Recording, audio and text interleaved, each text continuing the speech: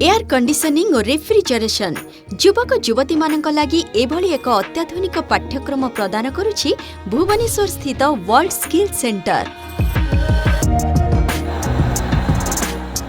वर्तमान समय रे समस्तंकु सबुठी आवश्यक शीतताप नियंत्रण सुविधा घर हेउ कि ऑफिस कारखाना हेउ कि व्यवसाय प्रतिष्ठान सबु क्षेत्र रे एहा आज एक जरूरी आवश्यकता।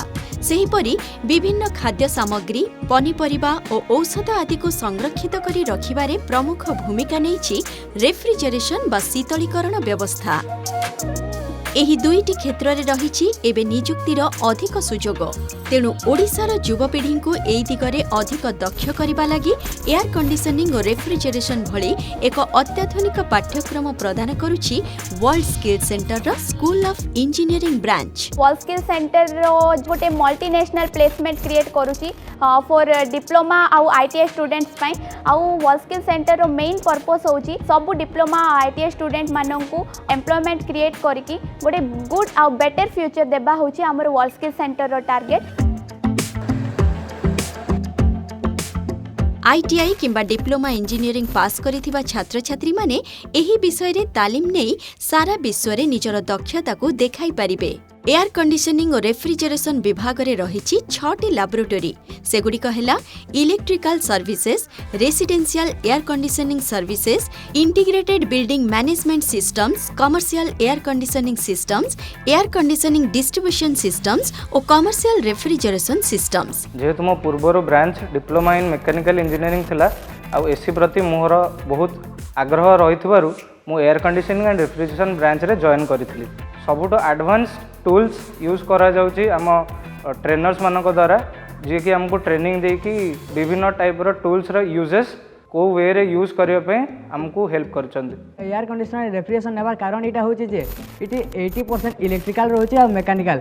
मु इलेक्ट्रिकल संगे मल्टीटास्किंग हेबा ले जाउदली जेंटा कि मु एयर कंडीशनर रेफ्रिजरेशन ट्रेड के आसी कि एबे अनुभव करू जे। एसी मांगटा सब डोमेस्टिक एयर कंडीशनर माने सब सिखाई छी, कमर्शियल एयर कंडीशनर सब हमको सिखाई छी। ता संगे संगे हम कमर्शियल संगे डोमेस्टिक रेफ्रिजरेशन सिस्टम मध्ये यानी सिखाई छी सब। एही अत्याधुनिक पाठ्यक्रम रे छात्र छात्री मानकु इलेक्ट्रिकल वेयरिंग सहित विभिन्न प्रकार एयर कंडीशनिंग और रेफ्रिजरेशन स्थापन, मरामती और रक्षणाबेक्षण विषय रे तालीम दिया जाउछि। छात्र छात्री मानक भविष्यतर कैरियर स्वप्न को आहुरी साहस देउछि एही पाठ्यक्रम। लैब रे जेते सब इक्विपमेंट अछि जहाँ भी आम इक्विपमेंट सब रखुछु सब एडवांस लेवल रो जेमते आम गोटे इंडस्ट्री रे देखु गोटे कूलिंग टावर कि जहाँ भी रेफ्रिजरेशन जेते भी ट्रेनर यूनिट मो लैब रे अछि से सब जिनस पूरा रेप्लिकेट पार्ट ऑफ गोटे इंडस्ट्री सहित मैच करूँ ताकि गोटे पिलाटा को आम एमती ट्रेनिंग ताको शिखेबू कि से एठी जते हैंड्स ऑन प्रैक्टिस करिवो से जिनसटा को से माने इंडस्ट्री यूज करि पा ताकि जते से इंडस्ट्री को जीवो ताको सेति की कॉन्फिडेंस लेवल बढ़ी जीवो कि हां मु ए कामटा को सेठी जाके करि परिबे। वर्ल्ड स्किल सेंटर रे छात्र छात्री मानकु लाइफ स्किल बा जीवन कौशल तालीम दिया जाउछि। ता भितरे रहिछि जोगाजोग दक्षता, व्यक्तित्व और वृत्तिगत विकास, उद्योग विकास, मॉक इंटरव्यू, ग्रुप डिस्कशन एवं योगाभ्यास आदि कार्यक्रम। फल रे ओडिशार विभिन्न गाँव और सहर रु आसीथिबा छात्र छात्री मानक दक्षता एक नुआ उच्चता को जाई पारुछि। आमे केमिति गोटे लीडरशिप क्वालिटी को अचीव करि परिबा आउ केमिति हम पर्सनल ग्रोथ को डेवलप करि परिबा सेटा हमको लाइफ स्किल क्लास द्वारा ट्रेनिंग दिया होची। आमे केमिति हम स्ट्रेस को मैनेज करि परिबा सेति पे हम योगा क्लासेस होची।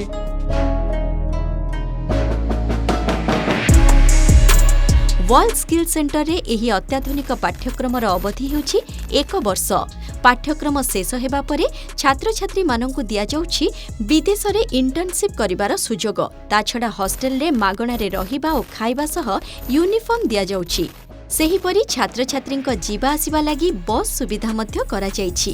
राज्य सरकारक स्किल इन ओडिशा कार्यक्रम अधीन रे भुवनेश्वर रे प्रतिष्ठा करा जाइछि वर्ल्ड स्किल सेंटर। एहा भारतर एक प्रमुख दक्षता विकास केन्द्र भावे निजर एक स्वतंत्र परिचय सृष्टि करि पारिछि।